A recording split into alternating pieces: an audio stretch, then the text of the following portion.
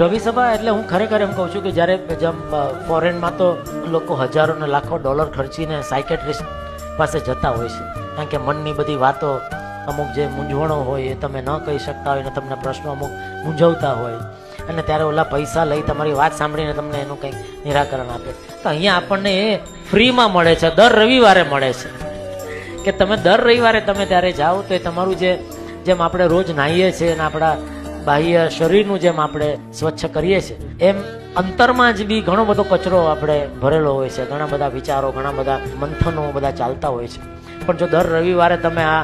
રવિ સભા ભરો ને અને પ્રવચન, તમે સ્વામીના અલગ અલગ પ્રવચનો ચાલતા હોય, એમાંથી કોઈ એક કે બે વાક્ય પણ જો તમને એવું સંભળાઈ જાય ને એને તમે જીવનમાં ઉતારો તો ખરેખર તમારા જીવનમાં, તમારા વિચારમાં, તમારા વર્તનમાં એટલો બધો ફરક આવી જાય. એ તો હું પર્સનલી અત્યારે હું અનુભવું છું કે જ્યારે સત્સંગમાં નહોતો ત્યારે જે બધા